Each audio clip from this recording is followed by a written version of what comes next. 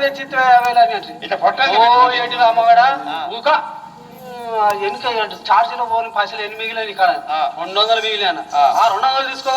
అదే షర్ట్ ఇంటికి పో, కిలో చక్కెర తీసుకో, కిలో గోధుమ పిండి తీసుకో, డబ్బి రాబోనది. ఆ పిల్ల చెప్పినాడు కిలో గోధుమ పిండి కిలో చక్కెర తీసుకొని చక్కగా ఇంటికి వచ్చిన ఓ గంజు పెట్టింది. ఆ గంజులో కలిపింది చక్కెర గోధుమ పిండి మెత్తగా కలిపింది.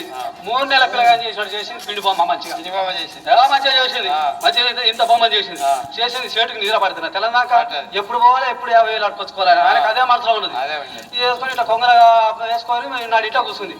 మళ్ళీ షర్టుకి నీర పడ తెల్లటి వరకు ఇంటికి వచ్చింది. ఓ మళ్ళీ రేపు రాబోటి డబ్బులు ఏమైతే మళ్ళీ ఆ షర్ట్ బజార్ గలవాటు ఉండి అడిగింది.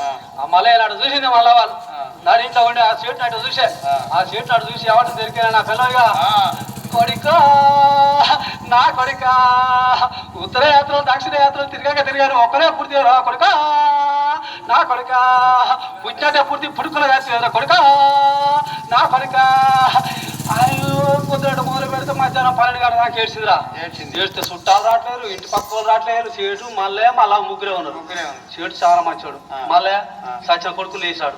మళ్ళా ఈ ఊరి బయట తీసుకుపోయి బొంద పెట్టా తప్ప అనగానే ఇక మళ్ళీ పార పట్టుకుండు సేటు గడపార పట్టుకుండు. మళ్ళీ ఒక కొడుకులు ఎత్తుకున్నది. చక్కగా ఊరి బయట సెల పోయిరు. పోయంగా సెల నడిచేలా పోయిరు. ఓ తుమ్మ చెట్టు చూసుకుర్రు. ఆ తుమ్మ చెట్టు కింద మళ్ళా కూర్చుర్రు. కూర్చొని ఏమంటారు ఇరికినా మగడా నా మగడా మన చేతులతో మన కొడుకు బొంద కట్టిద్దారు. ఆ మగడా నా మగడా సేటు చాలా బుద్ధిగలుడు.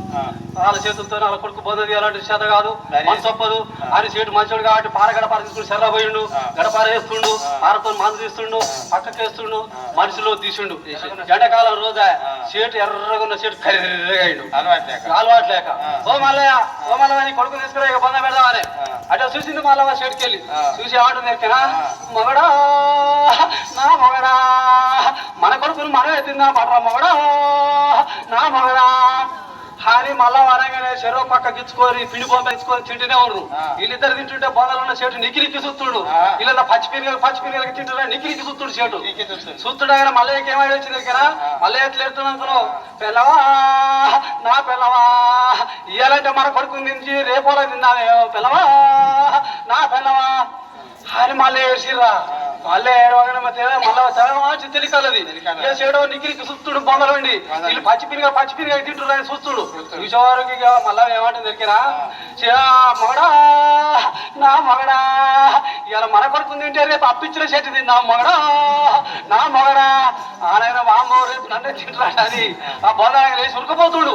ఉరకపోయే వరకు మళ్ళీ ఏం చేసింది తెలుసా చేటా నా చేటో నువ్వు పొద్దుపోయినా కానీ అప్పించే కాదని చింపేసిపో చేటా నా చేటో ఆ బొంద వేసిపో చేటా నా చేట ఈ అప్పు పాడగా లేకునే లేదు ఈ కాగితం లేకునే పర్ర చెప్పాడు. ఆ కాగితం ఆ బొంద వేసిండు.